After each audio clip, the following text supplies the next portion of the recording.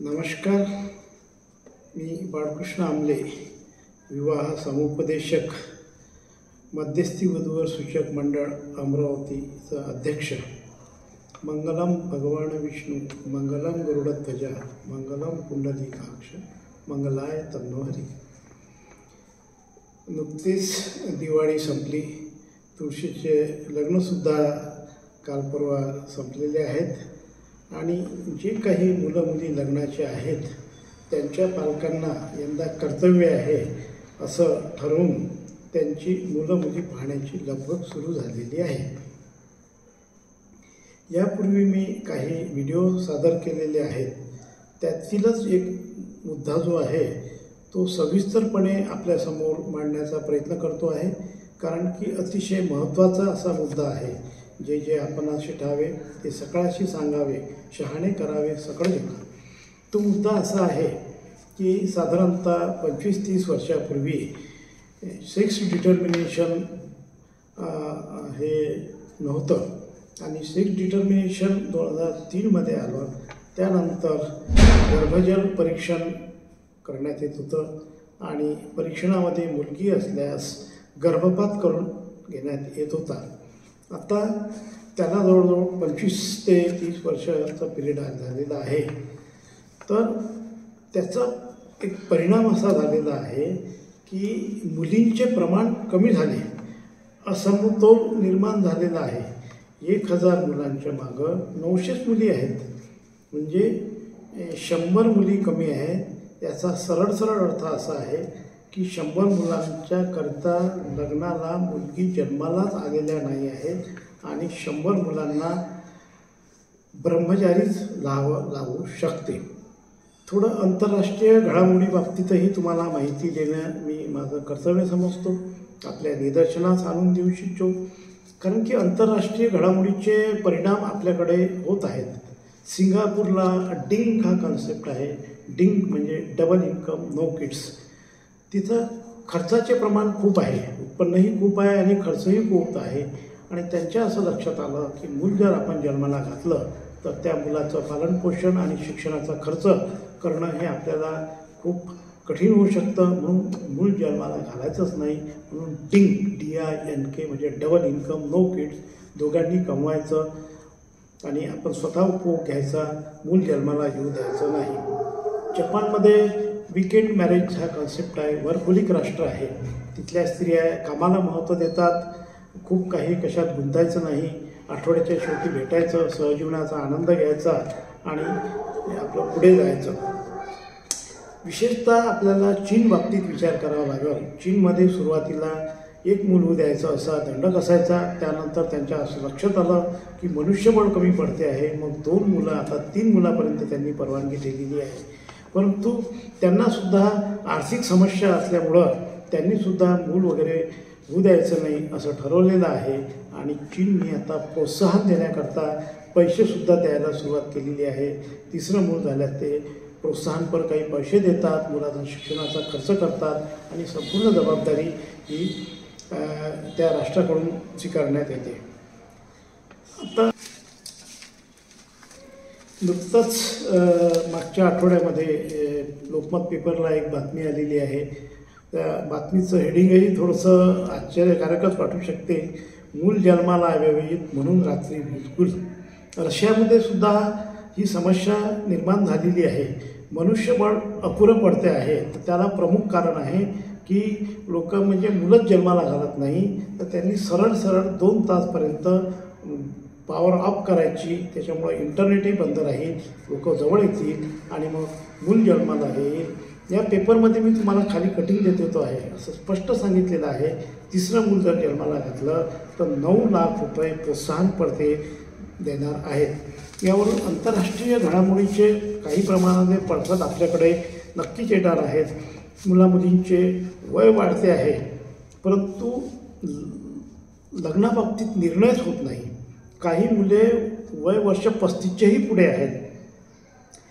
सुरुवातीला योग्य वयात लग्न व्हायचे, म्हणजे 25व्या वर्षी. आता माझाच मी तुम्हाला सांगतो की आपणसुद्धा पालकांनी विचार करावा, आपले लग्न कधी झाले. माझं लग्न 25व्या वर्षी झालं 26व्या वर्षी मला एक मुलगा झाला, दुसरा मुलगा 30व्या वर्षी झाला आणि दोन्ही मुलांचे व्यवस्थित प्रकारे शिक्षण झाले. शिक्षण झाल्यानंतर त्यांचे लग्न झाले आणि नातूसुद्धा झाले. आता वय वर्ष 35पर्यंत लग्न होत नाही. तर WHO वर्ल्ड हेल्थ ऑर्गनायझेशन यांनी ॲव्हरेज लाईफ जे आहे ते 70 वर्ष असं ठरवलेलं आहे. आणि मग अर्धं आयुष्य जर तुमचं शिक्षणामध्येच जात असेल 35पर्यंत, तर अर्धंच आयुष्य राहते. त्याच्यामध्ये 50च्या नंतर उत्साह तुमचा कमी होतो. म्हणून मला तुम्हाला एक आग्रहाची इथं एक विनंती करायची आहे की आपण लवकर लग्न करायला पाहिजे. आणि मी मागं जे सांगितलं तुम्हाला, गर्भलिंग निदानामुळं 1000 मुलांच्या मागं 900 मुली आहे. 100 मुलींचं शॉर्टेज आहे. आणि जे लोक आता मुलाकडील लोक म्हणजे उलटी गंगा वाहते आहे. पहिले मुलीकडच्या लोकांना मुलाकडे जात होते, चपला घासत होत्या. आता मुलाकडच्यांना मुलींकडे जावं लागणार आहे. जर मुलाकडच्या लोकांनी लवकर निर्णय घेतला नाही, ज्यांना खरोखरच आपल्या मुलाचा लग्न व्हावं असं वाटत असेल, तर ही गोष्ट त्यांनी गांभीर्याने घ्यायला पाहिजे की 100 मुलींची कमतरता आहे. 1000 मुलं, 100 मुली कमी आहेत. मग 100 मुली जन्मालाच आल्या नाहीत म्हणजे 100 मुलांना ब्रह्मचारी राहायचं आहे. त्या ब्रह्मचारी असलेल्या मुलामध्ये आपल्या मुलाचा नंबर लागू नये असं जर आपल्याला वाटत असेल, तर कृपया आपण लवकर लग्न करावं अशी माझी आपल्याला विनंती आहे. विशेषतः मुलीबाबतीत तर लवकर लग्न होणे फार जरुरी आहे. कारण की मुलींमध्ये पहिलं बाळंतपण साधारणतः वय वर्ष 30च्या जवळपास व्हायला पाहिजे. जर पहिलं बाळंतपण वय वर्ष 30च्या जवळपास झालं नाही तर डाऊन सिंड्रोम ची शक्यता राहते. डाऊन सिंड्रोममध्ये हा क्रोमोझोमल डिसऑर्डरचा प्रकार आहे. म्हणजे त्याच्यामध्ये होणारं जे मूल आहे ते बौद्धिक व्यंग असू शकते, हायपोटिनिया, जन्मजात व्यंग त्याच्यामध्ये असू शकते. मातृत्वाचे वय जर वाढले, गर्भधारणात स्त्रियांना रक्तदाब, मधुमेह होण्याची शक्यता असते. प्रसूतीची क्लिष्टता होऊ शकते, बाळाची वाढ मंदावते. तर अशा बरेच प्रकारच्या समस्या निर्माण होऊ शकतात मुलीमध्ये. म्हणून मला असं म्हणायचं आहे की कृपया मुलींनी तरी 30च्या आतमध्ये मूल कसं होईल या दृष्टिकोनातून लवकर लग्न करावं. मुलांच्या बाबतीतसुद्धा आपल्याला कल्पना आहे की नाही माहीत नाही, परंतु स्पर्म काउंट कमी झालेलं आहे. स्पर्मची मोर्टॅलिटी कमी झालेली आहे. जसं जसं वय वाढते तसं तसं याचं प्रमाण जास्त होते. त्याच्यामुळं लवकरात लवकर लग्न केले तर ह्या समस्याला आपल्याला उद्भवणार नाही. तुकाराम महाराजांनी म्हटलेलं आहे, शुद्ध बीजापोटी फळे रसाळ गोमेटी. त्यामुळे बीजांड व शुक्रजंतू हे शुद्ध असल्यास होणारे अपत्य सुदृढ व निरोगी राहील. त्यामुळं लवकर लग्न करावं अशी माझी आपल्याला आग्रहाची विनंती आहे. वाढते वय हे विवाहविषयक समस्यासुद्धा आहे व सामाजिक समस्यासुद्धा आहे. यासाठी केला होता अट्टहास, शेवटचा दिन गोड व्हावा असं तुकाराम महाराजांनी म्हटलेलं आहे. म्हणजे पालकांची अशी इच्छा असते की आपल्या मुलामुलींचे लग्न व्हावे. लग्न झाले म्हणजे गंगेत गोळे नाहते. नातवंडाचं तोंड पाहावं आणि मग आपले डोळे मिटावे. हे जर सर्व सुरळीत व्हावं असं वाटत असेल तर पुनश्च एक वार मी तुम्हाला सर्वांना विनंती करतो की योग्य निर्णय घ्या. आणि लग्न उशिरा व्हायला एक प्रमुख कारण मला जे आढळलेलं आहे, निर्णय लवकर होत नाही आणि अपेक्षा खूप उंचावलेल्या आहेत. शॉर्टमध्ये सांगतो की आपल्या योग्यतेनुसार आपल्याला मिळत असते. आपली योग्यता काय आहे हे तपासून पहा, त्यानंतर प्रयत्न करा, अपेक्षा मर्यादित करा. आपले लग्न झाल्याशिवाय राहणार नाही. आपल्या अकोट येथील संत वासुदेव नारायण ज्ञानपीठ संस्थांच्या अंतर्गत वर्षभर नोंदणी सुरू असते. अकोटला मेळावा झाला, अमरावतीला मेळावा झाला, 24 तारखेला नागपूरला मेळावा होत आहे, 8 डिसेंबरला पुण्याला मेळावा होत आहे. 1000 ते 1200 परिचयपत्राचं एक पुस्तक तयार करून आम्ही तुम्हाला देतो आहे. राहिलेल्या मेळाव्याला आपण उपस्थित राहावे अशी मी विनंती करतो. उपस्थित राहणं शक्य नसेल तर आपण ऑनलाईनसुद्धा नोंदणी करू शकतो.